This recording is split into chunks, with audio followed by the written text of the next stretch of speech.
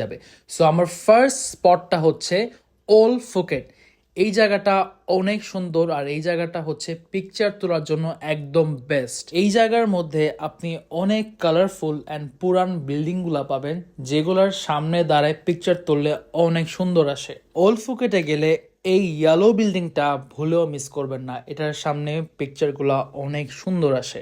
Old ফুকেটের এই colourful বিল্ডিংগুলা একটা tourist attraction.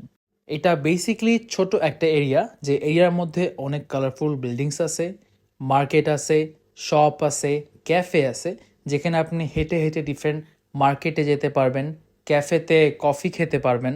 ফার্স্টে ট্রাই করবেন আপনার ড্রাইভারকে বলতে যে এটার এই এরিয়ার একটা গাড়ির মধ্যে একটা রাউন্ড দিয়ে নিতে, তাহলে আপনি আইডিয়া পেয়ে যাবেন কোন জায়গা আপনি হেঁটে হেঁটে কভার করবেন। ওল্ড ফুকেটের সুন্দর একটা নেক্সট স্পট হচ্ছে এই ফুলওয়ালা বিল্ডিং।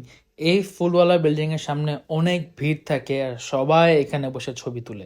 এটা কিন্তু একটা ক্যাফে, যেটার ভিতরে আপনি চাইলে বসে কিছু খেতেও পারেন, বাট মোস্টলি সবাই এখানে ছবি তুলতেই আসে। এখানে শুধু ওই বিল্ডিংটা সুন্দর না বা ওই ইয়েলো বিল্ডিংটা সুন্দর না, এখানে প্রত্যেকটা বিল্ডিং সুন্দর।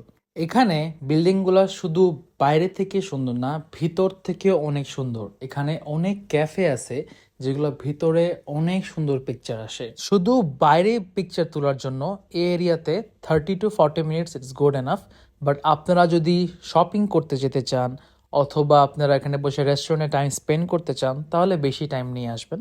বাট এখানে বাইরের রেস্টুরেন্টে এই দামটা একটু বেশি, কারণ হচ্ছে এই জায়গাটা তারা মেনটেন করে সুন্দর মতো সাজায় রাখছে, গুছায় রাখছে। যদি